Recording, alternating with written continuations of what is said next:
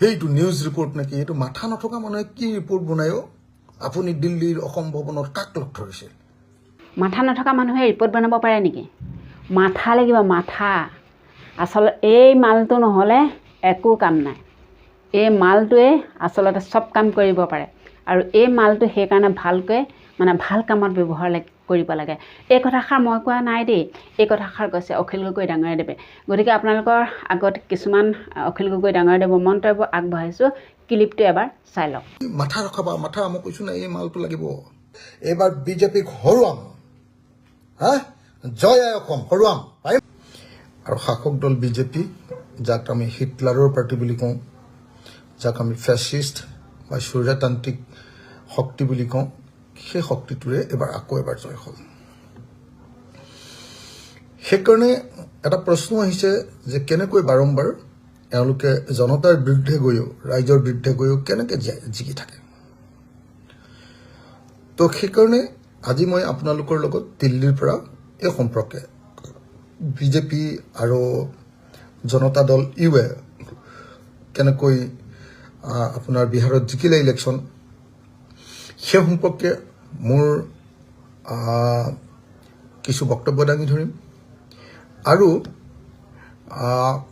অসমৰ লগত তাৰ ৰিলেশ্যনটো, অসমৰ আগন্তুক যি 26ৰ নিৰ্বাচন, এই 26ৰ নিৰ্বাচনত ইয়াৰ কি প্ৰভাৱ পৰিব পাৰে,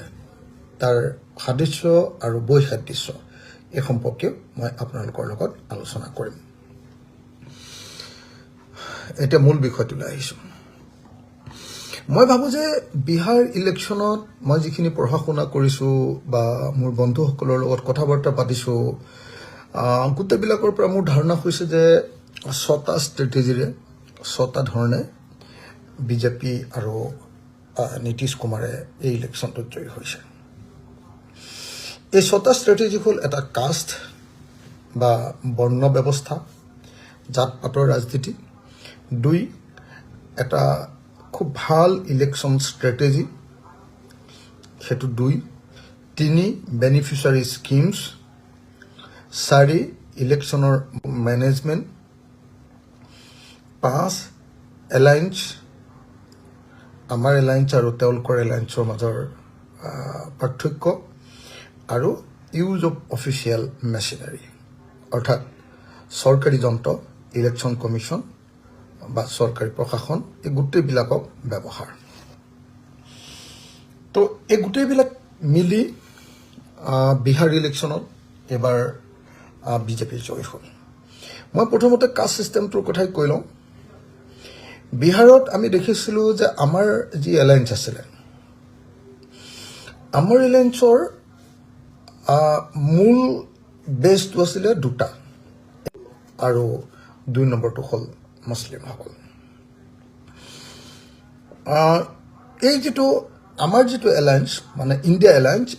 এলায়েন্সে যাদৱসকলৰ 14.26% যিটো জনসংখ্যা, তাত ভিত্তি বিচাৰি পাইছিলে, আৰু মুছলিমৰ মাজত 17.7%। সেই অৱস্থাটোত সেই জনবিন্যাসৰ মাজত, সেই জনতাৰ মাজত আমাৰ ছাপোৰ্ট আছিলে ইণ্ডিয়া এলায়েন্সত, যাদৱ এণ্ড মুছলিম। কিন্তু দেখা গৈছিলে যে বিহাৰত বহুত তেনেকুৱা গ্ৰুপ আছে, যিবিলাকৰ নাম কৈ আপুনি মই আৰু শেষ কৰিবগৈ নোৱাৰোঁ। সেই গ্ৰুপবিলাকৰ লগত আমাৰ বিৰোধী ঐক্য মঞ্চৰ বিৰোধী ঐক্য মঞ্চ ইণ্ডিয়া এলায়েন্সৰ তাত ভাল সম্পৰ্ক, মধুৰ সম্পৰ্ক গঢ়ি উঠা নাছিলে। যাদৱসকল আছিলে 1,86,00,000, আৰু মুছলিমসকলৰ মুঠ জনসংখ্যা আছিলে 2,30,00,000। দুইটা লগালে 4,16,00,000 হয়। কিন্তু বিহাৰৰ মুঠ জনসংখ্যা আছিলে 13,43,00,000। গতিকে 13.5 কোটি জনতাৰ মাজত অকল 4 কোটি জনতাৰ মাজতহে আমাৰ জনসমৰ্থন বা ভিত্তিটো আছিলে। এতিয়া জেনেৰেল কাষ্ট, OBC ঢেৰ গ্ৰুপ আছে, যাদৱ এটা মাত্ৰ, আৰু এক্সট্ৰিমলি বেকৱাৰ্ড ক্লাছ বুলি তাত এটা ডাঙৰ গ্ৰুপ আছে, এক্সট্ৰিমলি বেকৱাৰ্ড ক্লাছ। এই ঢেৰ আৰু মানে আপুনি ভাবিব নোৱাৰে। জেনেৰেল কাষ্টটো বহুত আছে, এক্সট্ৰিমলি বেকৱাৰ্ড কাষ্ট আৰু অনেক কাষ্টবিলাক। এই গোটেইবিলাক চাই চিটি চাৰিওফালে আমি দেখিলোঁ যে সেইসকলৰ মাজত বিজেপিয়ে সাংঘাতিক ধৰণে সৰু সৰু গ্ৰুপবিলাকৰ মাজতো বিজেপি আৰু কি নাম তেখেতৰ নীতিশ কুমাৰে কাম কৰিছিলে। গতিকে মই ভাবোঁ যে এইটো এটা আটাইতকৈ ডাঙৰ প্ৰশ্ন আছিলে, য'ত কাষ্ট বেছটো গুৰুত্বপূৰ্ণ আছিলে। ইয়াৰ লগত যদি এই গোটেই ঘটনাটোৰ লগত যদি আজি অসমক মই তুলনা কৰিবলৈ যাওঁ, তেতিয়াহ'লে কি হ'ব? আজি দেখা গৈছে যে বিজেপিৰ কোন কোন মানুহৰ মাজত আজিৰ দিনটোত আটাইতকৈ ভাল। আজি যেনেকৈ বিহাৰত খুব সাংঘাতিক ধৰণে ভাল আছিলে, আজিৰ দিনটোত বিজেপিৰ আটাইতকৈ ভাল হ'ল 1 নম্বৰতে হ'ল আপোনাৰ বেংগলী মানুহবিলাকৰ মাজত, বাঙালীসকল, বেংগলীসকল নাম্বাৰ 1। বেংগলীসকলৰ লগত বিজেপিৰ সাংঘাতিক ভাল। আৰু আজিৰ দিনটোতো চাগে ক'বলৈ গ'লে 70-80% বেংগলী ভোট, মানে অসমৰ আটাইতকৈ বেছিকৈ কোনোবা এটা জনসমষ্টিৰ পৰা যদি ভোট পায় তেতিয়াহ'লে সেইটো হ'ল বাঙালীসকলৰ ভোট। সেইটো বস্তু হেৰিয়ে ইনটেক্ট ৰাখিছে। 2 নম্বৰ, আজিৰ দিনটোত আটাইতকৈ ইনটেক্ট ৰখা আৰু এটা জনগোষ্ঠী হ'ল চাহ জনগোষ্ঠী আদিবাসী। চাহ জনগোষ্ঠী আদিবাসী এইটো। আৰু 3 নম্বৰটো হ'ল আপোনাৰ ট্ৰাইবেলসকল।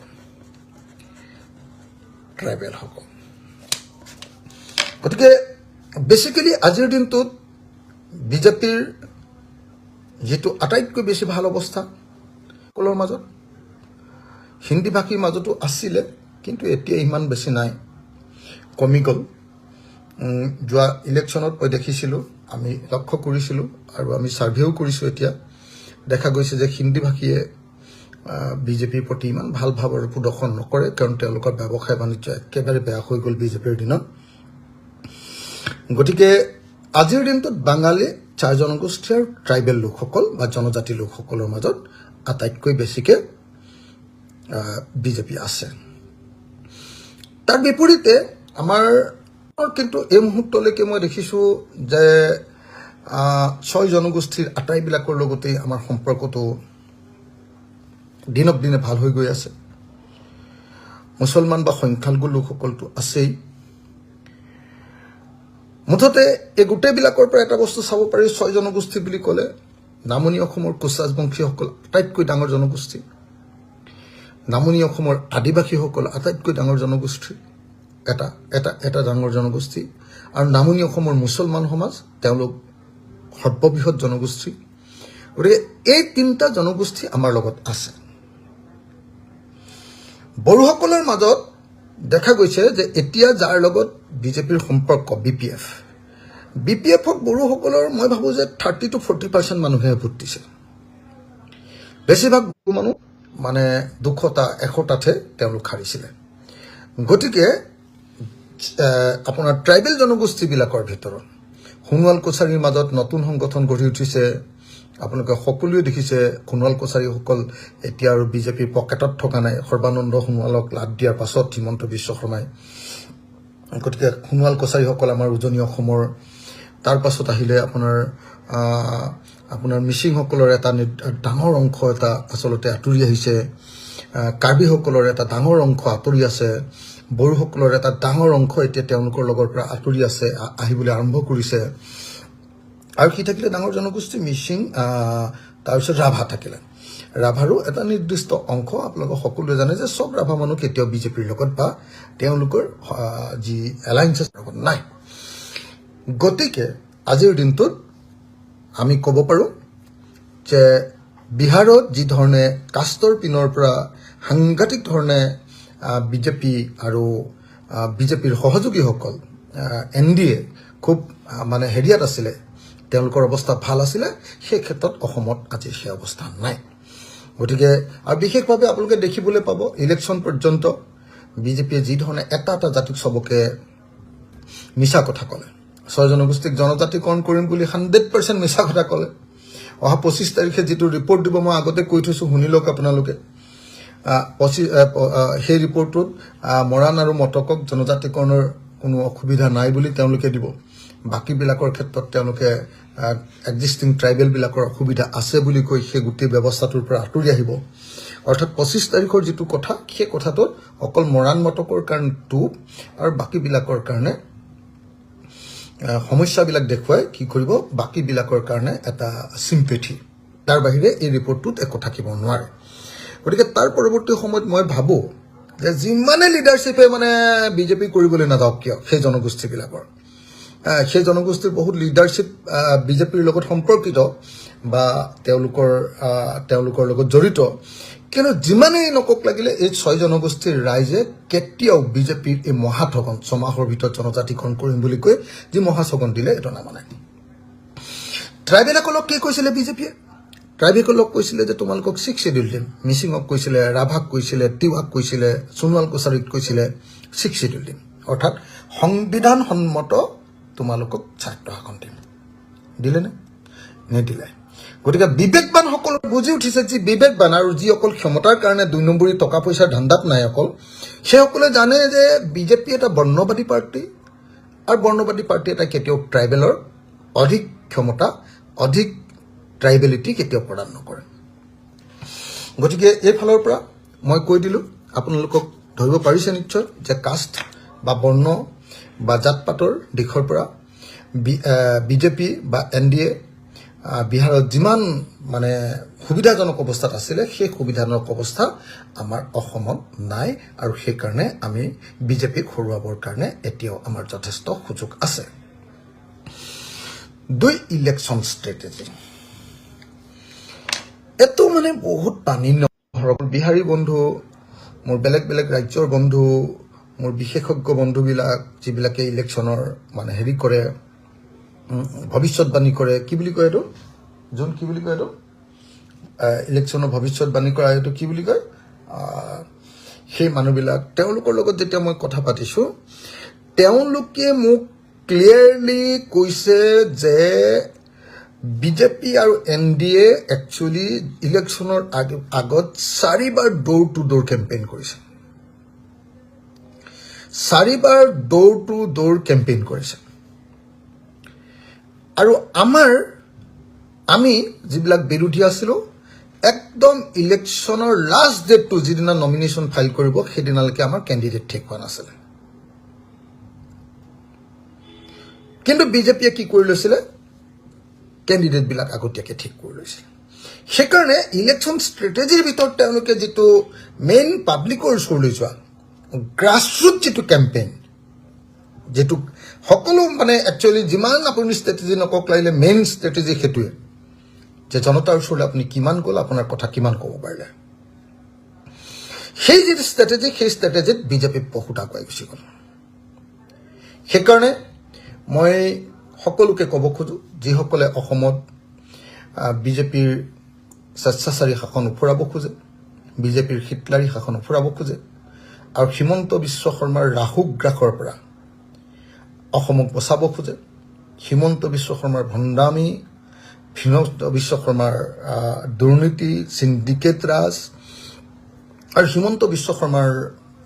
আমাৰ ডিঙিত টেপা দিয়াৰ যি ব্যৱস্থা কথা ক'ব নোৱাৰা আৰু হিন্দু মুছলমানৰ ৰাজনীতি তাৰ পৰা যিসকলে উদ্ধাৰ পাব খোজে মই তেওঁলোকক ক'ব খোজো যে সকলো ইলেকশনৰ আটাইতকৈ দিনৰ ডাঙৰ ষ্ট্ৰেটেজিটো হ'ল যে আমি জনতাৰ ওচৰলৈ কিমান যাব পাৰিলো জনতাক কিমান বাৰ লগ ধৰিলো জনতাক কিমান কথা ক'ব পাৰিলো জনতাক আমি কিমান বুজাব পাৰিলো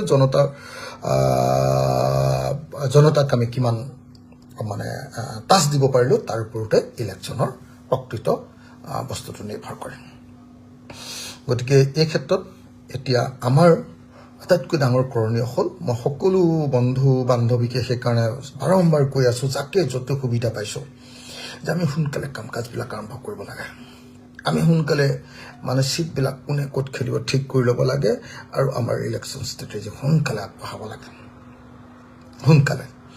মই কালি সোনকালে বুলি কওঁতে কেইটামান নিউজ লাইভৰ নিচিনা 2 নম্বৰী যিবিলাক চেনেল আছে হিমন্ত বিশ্ব শৰ্মাৰ ডাইৰেক্ট চেনেল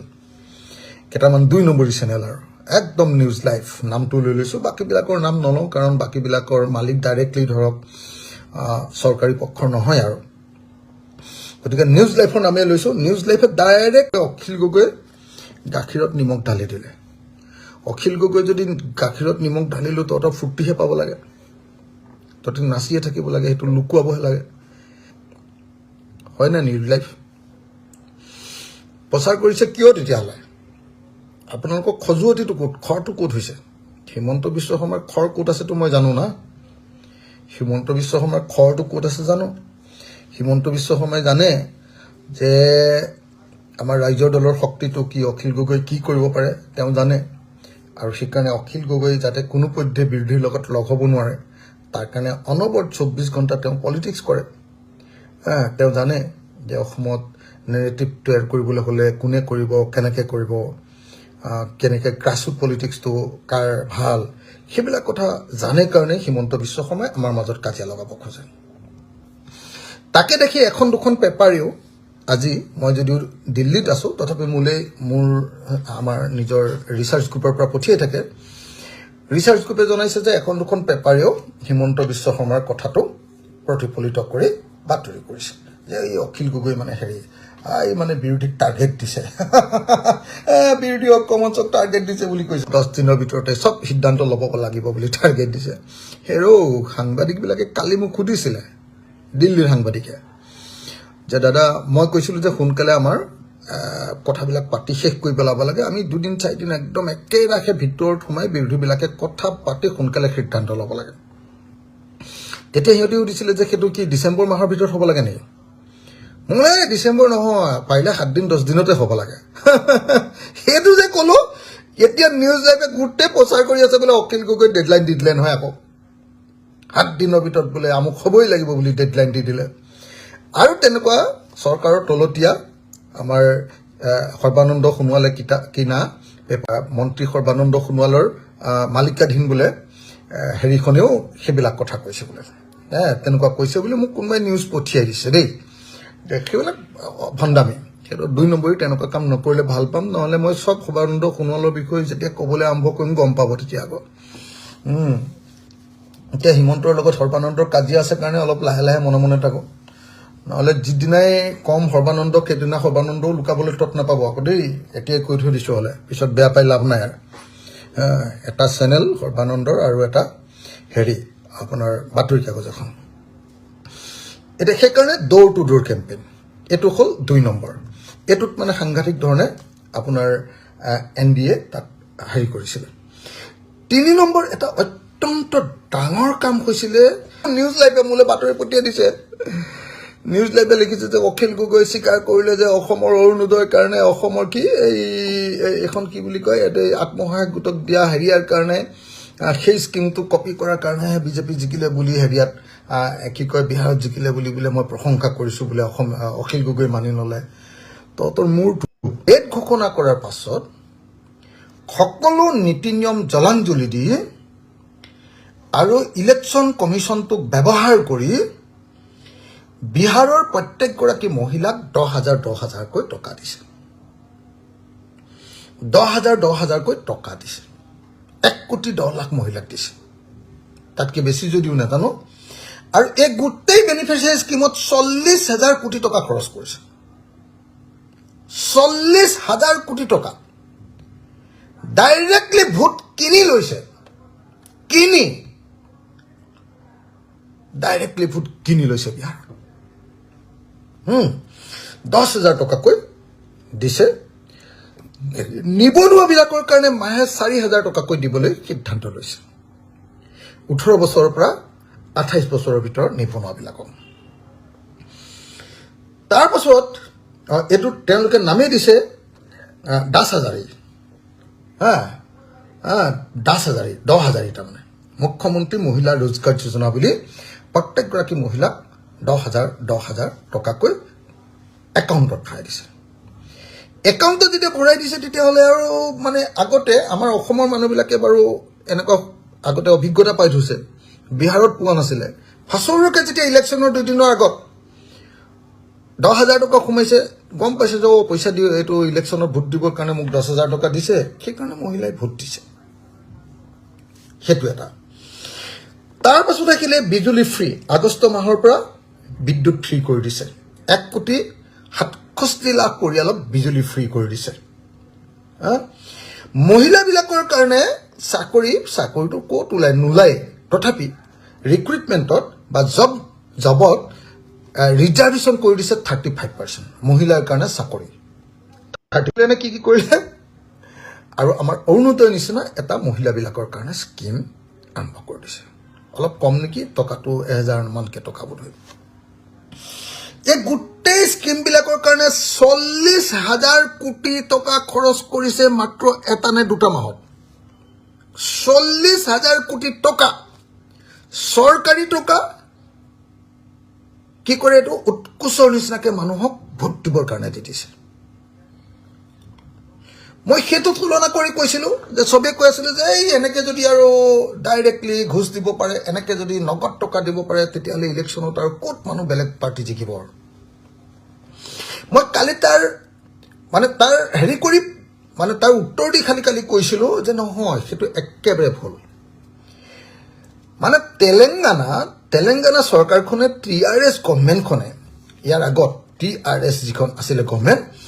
TRS গভৰ্ণমেণ্টখনে ইমান বেছি বেনিফিচিয়াৰী স্কিম দিছিলে যে তাৰ পাছতো TRSে গভৰ্ণমেণ্ট ৰাখিব নোৱাৰিলে তাত কংগ্ৰেছ আহিলে এই পাৰ হৈ যোৱা ইলেকশ্যনটো জানে চাগে নহয় জানো আপোনালোকে সকলোৱে জানে কেনেকৈ আহিলে মই ভাবোঁ যে পৃথিৱীৰ কোনো মানুহে অকল বেনিফিচিয়াৰীক লৈ দেশৰ ভৱিষ্যত নিৰ্ধাৰণ নকৰে পইচা লৈ কিন্তু বিহাৰত আকস্মিক হ'ল বিহাৰত সেইটো নতুন অভিজ্ঞতা বিহাৰী মানুহ কিমান দুখীয়া মানুহ আপোনালোকে নিশ্চয় জানে যে ভাৰতবৰ্ষৰ ভিতৰত আটাইতকৈ দৰিদ্ৰ সীমাৰেখাৰ তলত থকা আমি 5 নম্বৰপুৰ বিহাৰ বোধহয় 2 নম্বৰত নে 1 নম্বৰত ভাৰতবৰ্ষৰ আপোনালোকে জানে যে আমাৰ তাতে কিমান বিহাৰী মানুহে কাম কৰিবলৈ যায় সেই কাম কৰিবলৈ যোৱা মানুহ নাপিত ঠেলাওলা ৰিক্সাওলা বা তেনেকুৱা ধৰণৰ এই নিম্ন আমাৰ বৰ্গৰ তেওঁলোকৰ নিম্ন বৰ্গৰ সেই মানুহবিলাকৰ পৰিয়ালত যেতিয়া টকা 10,000 টকা ডাইৰেক্ট পাইছে তেতিয়াহ'লে মহিলাগৰাকীয়ে ভোটটো দিবলৈ পূৰা ঠেৰ কৰিছে আৰু এটা বেনিফিচিয়াৰী স্কিম বুলিয়ে ক'ব লাগিব যে যিবিলাক বিহাৰী মানুহ বাহিৰত কাম কৰে সববিলাকক ট্ৰেইন দি আনিছে পইচা দিছে হাজিৰা পইচা দিছে আৰু কৈছে যে আমি তহঁতি বিজেপি ৰাজ্যত আছ বিজেপিয়ে শাসন চলোৱা ৰাজ্যত আছ যদি তহঁতি এবাৰ ভোটটো দি নিজিকাও তেতিয়াহ'লে তহঁতক যাবলৈ নিদিম এইটো আছিলে সেইটো কিন্তু মই ভাবোঁ যে অসমত এই বেনিফিচিয়াৰী স্কিমে মানুহক সম্পূৰ্ণ কিনি পেলোৱাটো সম্ভৱপৰ নহ'ব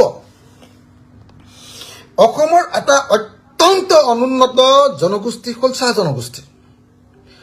জনগোষ্ঠীৰ মানুহক এইবাৰ যেতিয়া ঝুমুৰ নচাৰ কাৰণে ছোৱালীবিলাকক 25,000 আৰু ঝুমুৰৰ ঢোলকিটো বজোৱাৰ কাৰণে 25,000 টকাকৈ দিছিলে তেতিয়া আমি দেখিছিলোঁ যে শতাধিক ল'ৰা ছোৱালীয়ে কৈছিলে যে আমাক 25,000 দিব পাৰে কাৰণে কিন্তু আমি এই পইচা ল'লোঁ বুলি বিজেপি হৈ যোৱা নাই আমাক জনজাতিকৰণ লাগিব চাহ জনগোষ্ঠী আদিবাসী মানুহৰ কাৰণে আমাক মাটিৰ অধিকাৰ লাগিব এই প্ৰশ্নবিলাক উত্থাপন কৰিছিলে এটা চাহ জনগোষ্ঠীৰ মাজত বহুত শিক্ষিত ল'ৰা ছোৱালী ওলালে জানো যে তাৰ কেইবাটাও সংগঠন পুৰা বিজেপিয়ে কিনি লৈছে কোনোবা সংগঠনৰ লিডাৰক এইবাৰ ৰিজাইন কৰোৱাইছে যাতে বিজেপিৰ টিকেট দি ইলেকশ্যন খেলাব পাৰে আৰু তাৰ পিছৰ ছেটটো মোটামুটি ছেটিঙত ৰাখিছে কিন্তু তাৰ পাছতো মই দৃঢ়তাৰে ক'ব খোজোঁ যে অসমৰ ক্ষেত্ৰত যিহেতু অৰুণোদয় 1250 টকীয়া অৰুণোদয়ৰ অভিজ্ঞতা অসমৰ মানুহৰ আগতে হৈ গ'ল হিমন্ত বিশ্ব শৰ্মাই 16 চনত সেই অভিজ্ঞতা দিলে হিমন্ত বিশ্ব শৰ্মাই সৰ্বানন্দ সোণোৱালে 16 চনত সেই অভিজ্ঞতা দিলে অসমৰ মানুহে দেখিলে অসমৰ মহিলাবিলাকক সকলোকে মাইক্ৰ' ফাইনেন্সৰ ধাৰ অসমৰ মহিলাৰ আটাইতকৈ ডাঙৰ বিপদটো হ'ল ঋণ ধাৰ সববিলাকে সৰু সৰু বেংকৰ পৰা ঢেৰ ধাৰ লৈ থৈছে হিমন্ত বিশ্ব শৰ্মাৰ অহাৰ আগতে সৰ্বানন্দ সোণোৱাল অহাৰ আগতে 16 চনত যিবিলাক ধাৰ 30,000 টকা আছিলে 25,000 টকা আছিলে সেইটো 2,50,000 বৃদ্ধি পাইছে হিমন্ত বিশ্ব শৰ্মাই ধাৰ মাৰিব নালাগে বুলি মহিলাবিলাকক ক'লে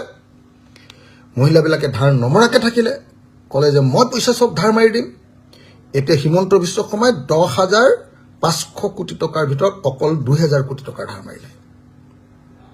12,500 কোটি টকাৰ ভিতৰত 12,500 কোটি টকা ধাৰ লৈছে মহিলাবিলাকে মাত্ৰ 2,000 কোটি টকাৰ ধাৰ মাৰিলে 10,500 কোটি টকাৰ ধাৰ লাগি আছে আৰু এতিয়া মোৰ ওচৰতে বহুত এনেকুৱা নটিচ আছে বেংকবিলাকে নটিচ পঠিয়াইছে বিচাৰিছে যে তোমালোকে পইচা দি দিয়া কাৰোবাৰ ঘৰবিলাক আকৌ খুলি ল'ম বুলি কৈছে টিং লৈ যাম সম্পত্তি ক্ৰুক কৰিম ঘৰবিলাক কি কয় হেৰি কৰি দিম বুলি কৈছে এতিয়া ঘৰ কি কয় সিল কৰি দিম ঘৰ আমি লিজত দি দিম কি কয় এইটো কি কৰে বুলি কয় অকশ্যনত দি দিম বুলি কৈছে গতিকে অসমৰ মহিলাক মানে অকল 1250 টকা দি এতিয়া আকৌ এটা দিব আপোনালোকে জানে চাগে হিমন্ত বিশ্ব শৰ্মাই কি দিব কৈছেতো জানে ষ্টুডেণ্টবিলাকৰ নতুনকৈ নিযুত বাবু দিবলৈ লৈছে নহয় জানো নিযুত বাবু নে নিযুত ছাত্ৰ কিবা এটা কৰিবলৈ লৈছে আকৌ কিবা এটা পইচা দিবলৈ লৈছে কিন্তু সেই পইচাটোৰে এইবাৰ নোৱাৰিব আৰু এইবাৰ ইলেকশ্যনৰ আগত অৰুণোদয়ো কেইবাটা মাহ একেলগতে এডভান্স দি সেই বিহাৰৰ নিচিনাকৈ ইলেকশ্যনৰ সময়ত 10,000 টকা এটা দিবলৈ সিদ্ধান্ত লৈ থৈছে চবেই জানে এইটো মই অকল জনা কথা নহয় পৃথিৱীৰ চবেই জানে সাংবাদিকবিলাকে চবেই জানে মোক কৈ আছে সদায় যে বিজেপি এইটোও কৰি পেলাব কিন্তু তাৰ পাছতো মই গেৰাণ্টি দি আপোনালোকক এইবাৰ আগৰবাৰ হয়তো সেই বেনিফিচিয়াৰী স্কিমৰ কাৰণে প্ৰথমবাৰ পোৱাৰ কাৰণে তেওঁলোকৰ হেৰি আছিলে এতিয়া মই একদম খাটাং যে অকল বেনিফিচিয়াৰী স্কিমে এইবাৰ অসমীয়া মানুহক জয় কৰিম বুলি যদি হিমন্ত বিশ্ব শৰ্মাই যিমানেই প্লেন নলক লাগিলে আমি ভালকৈ কাম কৰিলে এইবাৰ আমি হিমন্ত বিশ্ব শৰ্মাক ব্ৰহ্মপুত্ৰলৈ দলিয়াব পাৰিম মোৰ বিশ্বাস কালি সেইটোৱে কৈছিলোঁ যদি এইবাৰ আমাৰ বিৰোধী ঐক্যমঞ্চ চৰকাৰলৈ আহে তেতিয়াহ'লে হিমন্ত বিশ্ব শৰ্মাই যিটো 1250 টকাৰ অৰুণোদয় দিছে সেইটো আমি বিৰোধী ঐক্যমঞ্চই 3,000 মান কৰিম 3,000 মান কৰিম কোনোবাই মোক আকৌ ক'ব পাৰে যে তোমালোকেও টোপ দিছা নেকি এটা বস্তু মই ক্লিয়াৰিফাই কৰি লওঁ যে মানে একেবাৰে দৰিদ্ৰ মানুহবিলাকৰ কাৰণে আপোনালোকে জানে যে যেনেকৈ MDMA যেনেকৈ এই নগদ ধনৰ এটা যিটো ট্ৰেন্সফাৰ এই ট্ৰেন্সফাৰটোৱে দুটা কাম কৰে কি কৰে ৰেগুলাৰ নগদ ধনৰ ট্ৰেন্সফাৰটোৱে কি কৰে এটা হ'ল মহিলা সবলীকৰণ কৰে তেওঁলোকৰ অধিকাৰটো অলপ বৃদ্ধি হয় 2 নম্বৰ তেওঁলোকৰ যিটো মানে একদম সাংঘাতিক ধৰণে আমাৰ দুখীয়া নহয় মানুহবিলাকৰ কোনো ইনকাম নাই নহয় হিমন্ত বিশ্ব শৰ্মাহঁতৰ দিনত আৰু বেছি ভাগি গৈ পৰিলে গাঁৱলীয়া অঞ্চলটো গতিকে ইনকাম চিনকাম নাই নহয় এতিয়া সেইকাৰণে কি কৰিব লাগে যে একদম নহ'লে মানে হেৰি কি কয় এইটো একদম মানে হেৰিয়াত পৰিব খাবলৈ নোপোৱাটো কি বুলি কয় এইটো মেল নিউট্ৰিশ্যন বুলি কয় মাল নিউট্ৰিশ্যন হ'ব তাৰমানে একদম খাবলৈ নোপোৱা অৱস্থা হৈ যাব গতিকে কিছু টকা দিয়া আৰু সেই পইচাৰেহে গাঁৱৰ দোকানকেইখন চলি আছে গোটেই বিজনেছ খতম গতিকে অৰ্থনীতিৰ পিনৰ পৰা মহিলাৰ সবলীকৰণৰ দিশৰ পিনৰ পৰা এটা বস্তুত আমি কৰি দিম যে হিমন্ত বিশ্ব শৰ্মাই 1250 টকা দি মাত্ৰ কেইগৰাকীমান মহিলা গাঁওখনৰ 40% 50% মান মহিলাক দিয়ে আমি 100% মহিলাক দি দিম আৰু সেইটোক লৈ কেতিয়াও ব্লেকমেইল নকৰোঁ যে বিজেপিক ভোট দিলেহে যেনেকৈ সেইটো কৰে আমি নকৰোঁ যে ৰাইজৰ দলক ভোট দিলে কংগ্ৰেছক ভোট দিলেহে এইটো দিম নহয় চবকে দি দিম 3,000 মই আপোনালোকক গেৰাণ্টি দি দিছোঁ এইটো মই কৰিম আপোনালোকক কৈ দিছোঁ মই খোলাখুলিকৈ কৈ দিছোঁ এইটো মই কৰিম কাৰণ মই ৰাজনীতি জানো আৰু মই কি কয় অৰ্থনীতি জানো মই বাজেট কি বস্তু জানো মই পঢ়া শুনা কৰোঁ মই বাজেট বিশ্লেষণ কৰোঁ মই বাজেটক সমালোচনা কৰিব জানো মই বাজেট বনাব জানো গতিকে আপোনালোকক মই কৈ দিছোঁ যে মহিলাসকলৰ কাৰণে আৰু বেকৱাৰ্ড একদম আমাৰ অৰ্থনৈতিকভাৱে একেবাৰে পিছপৰা পুৰুষ মহিলা চবৰ কাৰণে একেবাৰে পিছপৰা তেওঁলোকৰ গতিকে আপোনালোকে চিন্তা কৰিব নালাগে সেইটোক লৈ তাৰপাছত আহিছে মাইক্ৰ' মেনেজমেণ্টটো ঢেৰ থাকে তাৰে ভিতৰত এটা মাইক্ৰ' মেনেজমেণ্ট কৰে কি এটা সমষ্টিত ধৰক জিকিব লাগে জিকিবৰ কাৰণে কি কৰে সেই সমষ্টিটোত ধৰক মই আহোম ল'ৰা এটা উঠিলোঁ তাত আৰু 10টা আহোম ল'ৰা উঠাই দিয়ে সিফালৰজন বেলেগ এটা জনগোষ্ঠীৰ দি সেইধৰণে ভোটটো ভাঙি দিয়ে আৰু তেওঁলোকে ভোটটো লৈ যায় এই যিটো মাইক্ৰ' মেনেজমেণ্ট এইটো মানে বিহাৰত সাংঘাতিক ধৰণে এইবাৰ কৰিলে হা ইলেকশ্যনৰ মাইক্ৰ' মেনেজমেণ্টটো OACৰ জৰিয়তে হওক বা বেলেগ বেলেগ মানুহৰ জৰিয়তে সাংঘাতিক ধৰণে মাইক্ৰ' মেনেজমেণ্ট এটা কৰিলে এইটোত আমি মনোযোগ দিব লাগিব এইটো আমি ভাবি চিন্তি কাম কৰিব পাৰিব লাগিব তাৰ পাছত ইউজ অফ অফিচিয়েল মেচিনাৰী সাংঘাতিক ধৰণৰ চৰকাৰী মেচিনাৰীটো ব্যৱহাৰ কৰিলে এইটো ক'বই নালাগে চাৰিওফালে প্ৰচাৰ হৈছে গতিকে মই এইটো নকওঁ শেষৰ যিটো বস্তু ক'বলৈ মই ওলাইছোঁ আপোনালোকক সেইটো হ'ল এলায়েন্স আমি দেখিছিলোঁ যে বিহাৰত আমাৰ এলায়েন্সটো ভালকৈ আগবাঢ়ি গৈ আছিলে কিন্তু এলায়েন্সটো ইণ্ডিয়া এলায়েন্সটো হঠাতেই বেয়া হৈ গ'ল কেলৈ হ'ল এতিয়া মোৰ বন্ধুসকলক সুধি গম পালোঁ যে ৰাহুল গান্ধী ডাঙৰীয়া তেখেতে বিহাৰলৈ যেতিয়া আহিলৈ যেতিয়া সাংঘাতিক ধৰণে তেখেতে এটা মানে উৎসাহজনক স্থিতি পালে আগতকৈ মানে ভাল পৰিৱেশ পালে কংগ্ৰেছৰ অৱস্থাটো এনেও আগতকৈ বেয়া আপোনালোকে জানে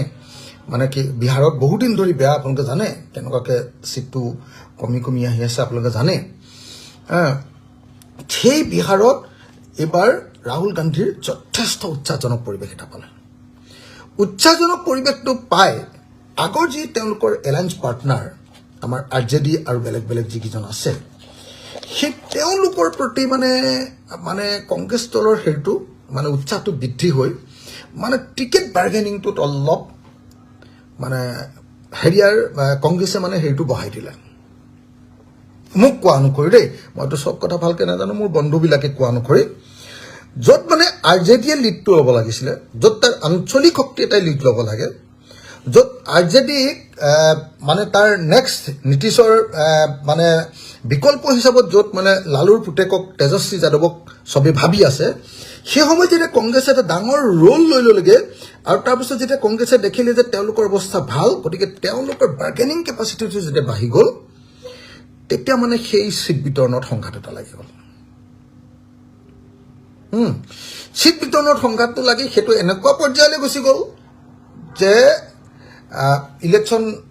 ডেট ডিক্লেয়াৰ কৰি দিলে নমিনেশ্যন জমা দিয়াৰ তাৰিখ শেষ হ'বলৈ এদিন আছে তেতিয়ালৈকে এই মানে সংঘাতটো লাগি থাকিলে যাৰ ফলস্বৰূপে কি হৈ গ'ল যে মানুহৰ মাজত এইটো বস্তু বিয়পি গ'ল যে ইহঁতৰ লগত সম্পৰ্কটো ইটোৰ লগত সিটো সম্পৰ্কৰ ইহঁতৰ কেমিষ্ট্ৰিটো মিলা নাই ইহঁততকৈ সিহঁতৰ কেমিষ্ট্ৰি বহুত ভালচোন এইটো হৈ গ'ল যিটো কাৰণত এলায়েন্সে মানে সাংঘাতিক ধৰণৰ এটা প্ৰভাৱ বিস্তাৰ কৰিলে সেইকাৰণে মই সকলোকে এই গোটেই কথাবিলাকৰ ওপৰত ভিত্তি কৰি মই মানে কালি সাংবাদিকে সোধোতে এটা কথা কওঁতে আজি মই দেখিছোঁ অসমৰ মিডিয়াত মোৰ বিৰুদ্ধে প্ৰচাৰ এটা চলাইছে যে মই হিমন্তৰ এটা শ্লোগান আনি যে হিমন্তই কৈছে যে অখিল গগৈয়ে গাখীৰত নিমখ ঢালিবই অখিল গগৈয়ে যদি গাখীৰত নিমখ ঢালে তেতিয়াহ'লে হিমন্ত ভাই তুমিতো মনে মনে বহি থাকি নিমখ ঢালিবলৈ ৰৈয়ে থাকিব লাগিছিলে তুমি কিয় চতৰ বতৰ কৰি আছা হয়নে নহয় কওক মুখ্যমন্ত্ৰীয়ে যে চতৰ বতৰ কৰি আছে কেলে আৰু মুখ্যমন্ত্ৰীয়ে যে ইমানবিলাক নিউজ কৰাইছে কেলে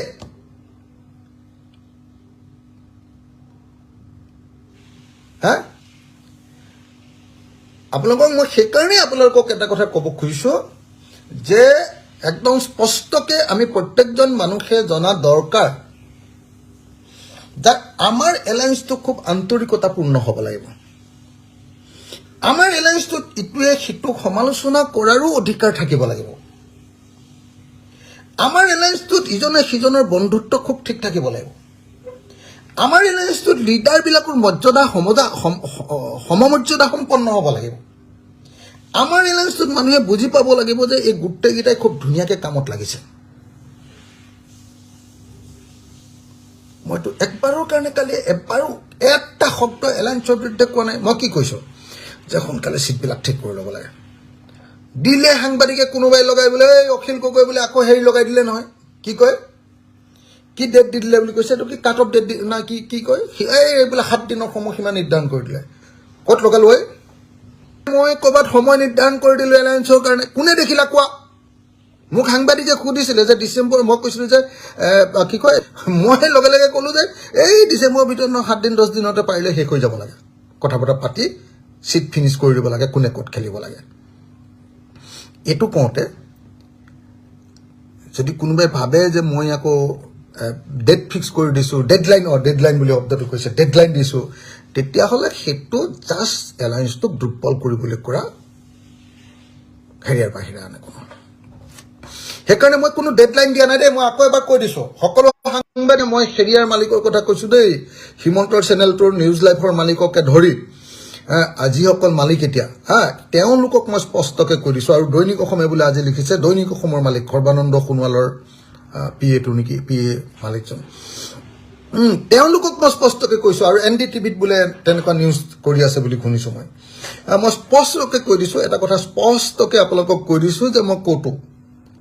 ক'তো ডেডলাইন ফেডলাইন দিয়া নাই মই একদম আন্তৰিকতাৰ সৈতে এই এলায়েন্সটো বিচাৰিছোঁ ৰাইজৰ দল এলায়েন্সৰ ডাঙৰ পাৰ্টনাৰ আমি এবাৰ একদম এলায়েন্সত সাংঘাতিক ধৰণে ভালকৈ কাম কৰিম কিন্তু আমি বিচাৰিছোঁ যাতে এলায়েন্সটো খুব ধুনীয়া সুগম ধৰণৰ এলায়েন্স হয় সকলোকে সকলোৱে সন্মান কৰা এলায়েন্স হয় আৰু আমি বিচাৰিছোঁ যে তাত ৰাষ্ট্ৰীয়তাবাদ আঞ্চলিকতাবাদ এথনো নেশ্যনেলিজম মানে জনজাতীয় আঞ্চলিকতাবাদ আৰু লেফটিজিম এই গোটেইকেইটা একেলগে আগবাঢ়ক ৰামধেনু সদৃশ মতাদৰ্শৰে আমি আগবাঢ়ি যাম ৰাষ্ট্ৰীয়তাবাদ কংগ্ৰেছ আঞ্চলিকতাবাদ ৰাইজৰ দল অসম জাতীয় পৰিষদ তাৰপিছত এথনো নেশ্যনেলিজম আমাৰ APSC ব্যৱহাৰ নিচিনাকৈ বহি থাকিলে নহ'ব লাইটাৰ মুডত মানে মই কল'কিয়েল লেংগুৱেজত কথা কওঁ আপোনালোকে জুবিন গাৰ্গে যেনেকৈ কল'কিয়েল লেংগুৱেজত কথা কয় তেনেকৈ মই মানে সদায় কল'কিয়েল লেংগুৱেজত কথা কওঁ মানে মই গাঁৱলীয়া ভাষাত যাক ইংৰাজীত ষ্ট্ৰিট লেংগুৱেজ বুলি কয় গাঁৱলীয়া ভাষাত যাক ইংৰাজীত কল'কিয়েল লেংগুৱেজ বুলি কয় মই কল'কিয়েল লেংগুৱেজত কথা কওঁ মানুহে বুজি পোৱা ভাষাত মই ইণ্টেলেকচুৱেলগিৰি কৰিবলৈ অহা নাই নহয় মই ৰাজনীতি কৰিবলৈ আহিছোঁ মই ৰাইজৰ কাম কৰিবলৈ আহিছোঁ মানুহে বুজি পোৱা ভাষাত মই কথাটো ক'ব লাগিব সেইটো কওঁতে গাঁৱত প্ৰচলিত মই কৈছিলোঁ যে গাঁওবুঢ়া মানে কি গাঁৱত একদম গহীন গম্ভীৰকৈ থকা অলপ মানে কমকৈ লৰচৰ কৰা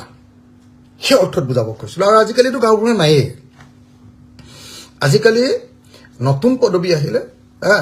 গতিকে আজিকালিতো গাঁওবুঢ়া নায়েই কোনোবাই মোক এতিয়া কৈছে যে আপুনি আৰু গাঁও প্ৰধানসকলৰ চাকৰিটো নিয়মীয়াকৰণ কৰিব লাগে বুলি কোৱা মানুহজন মোৰ বাহিৰে আৰু কোনো নাই অসম বিধানসভাত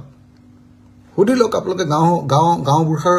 সন্থাৰ সভাপতিসকলক সুধি লওক সম্পাদকসকলক সুধি লওক অল আছামৰ গগৈদা কি নাম আছিলে আমাৰ প্ৰেচিডেণ্ট তেওঁলোকক সুধি লওক মোৰ লগত কেনেকুৱা ভাল সম্পৰ্ক আৰু মই তেওঁলোকৰ হৈ বিধানসভাত কথা কওঁ কিন্তু বিজেপিৰ ভিতৰতো কিছুমানতো আৰু গাঁওবুঢ়া মানুহ বহুত বিজেপিৰ মানুহো আছে ন কি গাঁও প্ৰধান মানুহ গতিকে তেওঁলোকৰ পিনৰ পৰা চাগে আজিকালি গাঁও প্ৰধানটোহে আছে গাঁওবুঢ়া শব্দটোৱে নাই গতিকে মই গাঁওবুঢ়া শব্দটো যি অৰ্থত ব্যৱহাৰ কৰিছোঁ সেইটো পুৰণিকলীয়া যিটো গহীন গম্ভীৰ অৰ্থত ব্যৱহাৰ কৰিছোঁ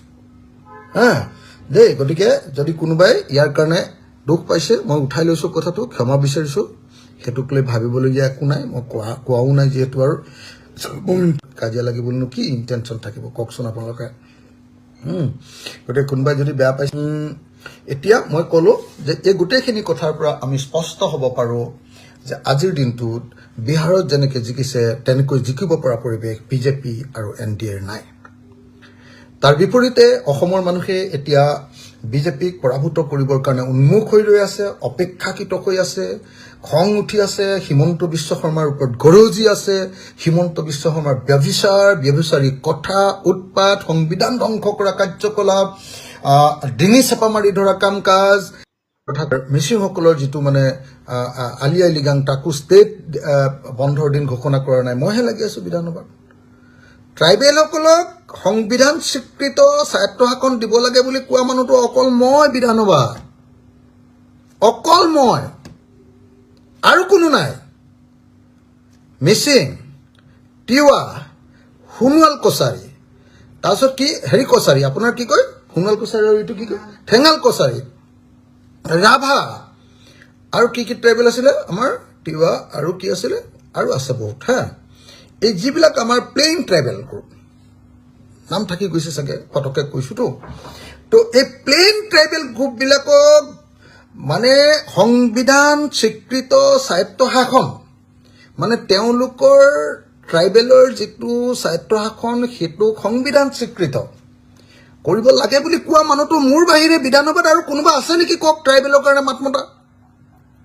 6 জনগোষ্ঠীৰ জনজাতিকৰণৰ কাৰণে আটাইতকৈ দপদপাই বিধানসভাৰ ভিতৰত আৰু বাহিৰত মাত মতা মানুহটো কোননো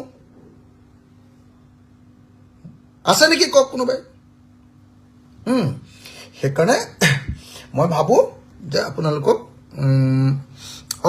আৰু এটা কথা এই গালি দিছে দেই এইটো অলপ আঁতৰিছেগৈ বাৰু এতিয়া তথাপি